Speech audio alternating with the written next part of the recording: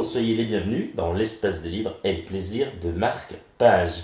Votre invité est un auteur aventurier français qui a parcouru le monde à la recherche des artefacts les plus précieux, des explorations les plus insolites et des aventures les plus exaltantes. Chasseur de trésors terrestres et sous-marins, scaphandrier, instructeur de plongée, explorateur et romancier, il vous livre au travers de ses ouvrages des histoires palpitantes. Il s'agit de Hervé Michel. Il vous présente son dernier roman, Le regard du diable, aux éditions City, qui d'ailleurs on en profite pour saluer et remercier comme toujours Slavka qui se reconnaîtra et qui sans elle, cette interview n'aurait pu se faire. On te salue, cher Slavka.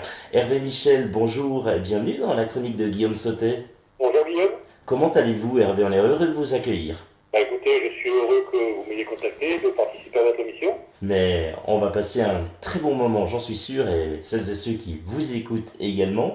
Hervé Michel, oui, il y a eu la petite présentation il y a quelques instants. Première question, elle est simple, racontez-nous votre parcours pour en arriver là où vous en êtes, et puis également cette passion pour cette chasse au trésor terrestre et sous-marin. Ça, c'est pas commun. Racontez-nous, expliquez-nous. Bon, ça évidemment, c'est la partie qui intéresse toujours. Alors, que dire, en fait, j'ai cette passion-là depuis que je suis enfant. J'ai toujours été un rêveur, et puis j'ai été élevé dans un milieu, une ambiance qui permettait de rêver, et puisque mon papa était écrivain aussi, voilà, donc j'ai toujours été passionné par les trésors, mais comme tous les gamins, quoi, sauf que, moi, je me suis mis à les chercher vraiment, quoi. Voilà. Et que vous avez plus, ça m'a toujours, ça m'a toujours accompagné. Donc après, j'ai fait plein de choses parce que bien sûr, il fallait gagner sa vie. Et puis il y a quelques années, j'ai professionnalisé cette activité jusqu'à il y a quelques années où j'ai arrêté. Voilà. Ah d'accord, on peut professionnaliser ce type d'activité. Normalement non, mais moi je le fais. Incroyable ça. Et puis vos passions aussi quand vous n'écrivez pas notamment ou que vous n'êtes pas à droite à gauche, qu'est-ce que vous aimez faire? Du sport, des balades? Enfin je sais pas, Alors, racontez-nous. ma passion, c'est le bricolage en fait. Je suis passionné par tout ce qui est système mécanique. Voilà, tout ce qui est démontage. Je suis capable de vous démonter une voiture en une journée, et que ce soit en plein milieu du désert ou n'importe où, et de la remonter éventuellement. Voilà, donc j'adore tout ce qui est système mécanique. J'aime bien comprendre le fonctionnement des systèmes mécaniques. Mais génial ça. Mécanique des montres aussi ou pas? Si on a une montre à réparer, on peut venir? Ça m'est arrivé. En fait, je suis un touche-à-tout du bricolage, quoi. Ah, Voilà, excellent. j'aime aussi bien faire de la plomberie que de l'électricité, que de la mécanique. Voilà. Eh ben dis donc, vous pouvez même vous recycler, vous êtes l'homme à tout faire. Ouais. Entreprise Hervé Michel. Excellent, franchement bien, très belle passion. Sinon des voyages ou des autres comme ça, des autres choses comme ça, pardon, ou pas du tout. Non, c'est que le Euh, bricolage. les voyages, j'en ai fait beaucoup puisque j'ai été grand reporter, Ben oui. j'ai toujours été indépendant, mais j'ai travaillé pour des gros supports. J'ai fait le Pakistan, j'ai été en Amérique du Sud, je suis allé en Amérique du Sud, voilà, j'ai fait pas mal de choses. Et aujourd'hui, je préfère rester chez moi dans mon bureau. Ah oui, parce que je pense que ces voyages ont été à répétition. Vous parlez du Pakistan et autres. Oui, j'ai fait beaucoup de voyages et puis ça n'a pas toujours été facile et j'ai vu des choses pas toujours super sympas, quoi. Donc Oui. voilà, maintenant j'aime bien rester chez moi et puis quand je voyage, en fait, c'est dans des endroits vraiment où j'y vais pour le plaisir. Vous aimez rester dans votre bureau. On est avec vous, on est chez vous, Hervé Michel. Si on se dirige là, tout droit, on imagine, vers votre bibliothèque, on lève la tête, on lève les yeux. Qu'est-ce qu'on va y retrouver, notamment comme ouvrage?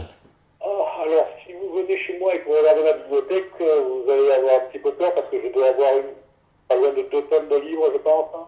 Il y en a Waouh! partout en fait, je suis un très gros lecteur et vous trouverez absolument de tout. Je regarde puisque je suis là, des livres techniques, des livres historiques, puisque j'écris beaucoup maintenant, enfin, j'ai décidé vraiment de m'orienter vers cette activité.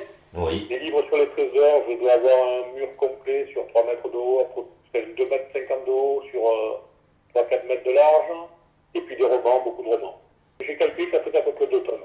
Ah mais voilà, si vous avez peur de vous ennuyer ou qu'il arrive quelque chose et que vous êtes enfermé pendant des années, vous avez au moins de quoi lire, hein. Ah ben, je peux tenir assez longtemps. Mais enfin, je lis très vite, hein, je lis 2 à 3 romans par semaine, donc ça ne me tiendra pas non plus de 10 ans, quoi. Ah oui, vous êtes on peut le dire, hein, un gros lecteur. Alors, 2 à 3 romans Gros par lecteur, ouais. semaine. Ah oui, effectivement. Hervé Michel, intéressons-nous cette fois-ci à votre dernier roman, Le regard du diable, aux éditions City. Comment vous est venue l'idée de départ d'écrire ce roman? Expliquez-nous.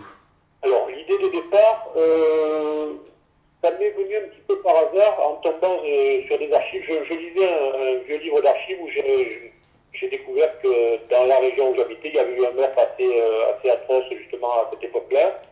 Et comme j'écris maintenant professionnellement, donc c'est-à-dire bah, l'idée est venue comme ça, puis ça s'est enchaîné tout seul et je me suis mis à l'ordinateur et j'ai commencé à écrire le roman et puis c'est parti quoi en fait. Comment vous vous y êtes pris pour cette phase d'écriture en termes de chapitres, les personnages? Alors, Est-ce qu'il y avait un plan également comme le font certains auteurs? Enfin, racontez-nous. pour écrire, en fait, j'ai pas vraiment de rituel ou de choses de ce type-là, mais je pars pas si je ne connais pas au moins le début et la fin. Ensuite, une fois que j'ai une idée du début et de la fin, c'est-à-dire, c'est assez vague, hein, c'est un criminel qui va commettre un meurtre et il va se faire arrêter à la fin, voilà, c'est ça, c'est souvent ça. Hein. Je pars vraiment comme ça, et à partir de là, je commence à travailler sur mes personnages, en fait. Si vous voulez, l'idée c'est que je crée des personnages, j'essaie de leur donner de la profondeur, et après je les laisse se débrouiller dans l'histoire. En fait, il m'échappe au bout de 2 chapitres, je fais un plan et je ne le suis pas en fait, parce que les personnages ne vont pas dans le sens où je voulais les emmener. Et voilà. Ce qu'il y a, c'est qu'ils donnent de la profondeur, j'essaie de travailler sur mes personnages en priorité. Racontez-nous en quelques mots cette incroyable histoire que va vivre notamment Saint-Véran et de Clavière au cœur des années 1800. Vous nous captivez de la première page à la dernière page. Bravo Hervé. Écoutez, merci déjà pour le compliment. Donc l'histoire, une série de meurtres assez étranges, on va dire, qui peuvent passer pour des meurtres rituels, dans une région qui commence à s'industrialiser. Et ben, les gens sont en train de passer de l'état de paysan à l'état d'ouvrier et d'entrer dans un monde industriel. Mais ils ont toujours certains réflexes d'avoir peur de la sorcellerie et des trucs comme ça. Et justement, une des victimes est un ancien aumônier d'armée de Napoléon, un petit personnage de Napoléon, qui décide d'envoyer 2 policiers d'élite pour essayer de tirer cette affaire au clair, pour essayer de tirer les choses au clair. D'autant plus que ça se passe dans une région, historiquement, et ça c'est vrai, il n'aimait pas du tout les gens de cette région-là. Il avait déjà rasé la ville à la Révolution, il a rasé la ville dans laquelle l'histoire se passe.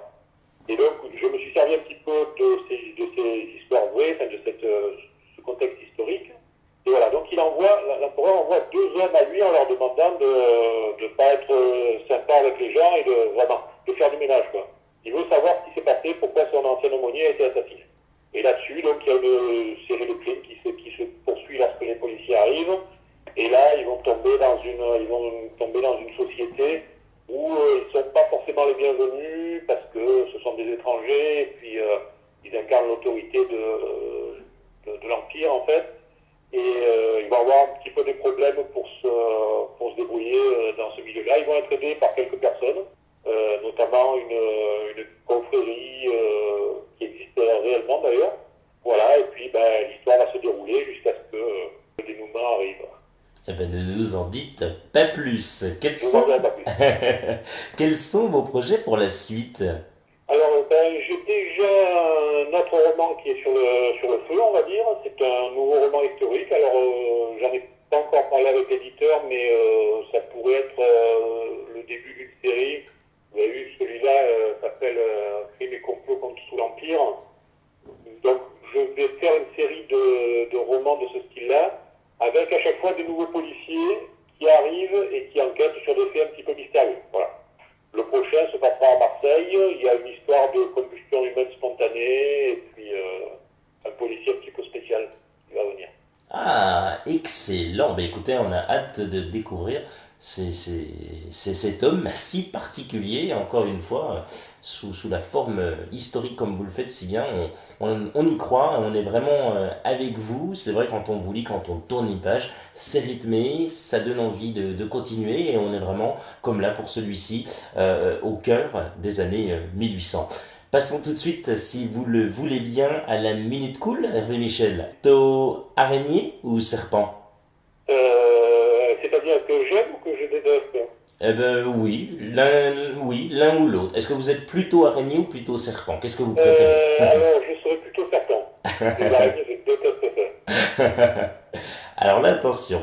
Citez 3 mots qui, pour vous, définissent les années 1800. Progrès, nouveauté et futur. Bien. Sortie entre copains ou en famille? Non, en famille. La dernière série que vous ayez vue, c'est laquelle? Alors, c'est une série américaine, puisque il n'y a pas énormément, qui s'appelle Timeless. Ce sont des gens qui remontent dans le temps. Bien, écoutez, on ira découvrir cette série alors. Si vous êtes seul, on s'imagine, on est avec vous là, seul, vous êtes seul, tout seul, sur une île déserte, donc il n'y a rien du tout, il n'y a personne. Vous êtes seul, quel objet aimeriez-vous avoir avec vous? Mon couteau suisse. Jamais. Si vous étiez un personnage célèbre, ce serait lequel? Alors, j'ai une grande affection pour Zola. Enfin, Hervé, si vous aviez un rêve, ce serait? Ce serait de pouvoir écrire, en fait, ce serait de vivre la vie que je vis actuellement. Ça me va très bien. Hervé Michel, rappelons que vous êtes l'auteur de Le Regard du Diable aux éditions City. Merci d'avoir accepté l'invitation de la chronique de Guillaume Sautet. Eh bien, écoutez, merci Guillaume déjà de m'avoir invité. J'espère que vous avez passé un très bon moment, Hervé. C'était vraiment génial. Vous revenez quand vous le souhaitez. Je ne manquerai pas. Rendez-vous très prochainement pour un nouveau numéro et de nouvelles aventures littéraires. Prenez soin de vous, bonne lecture, salut!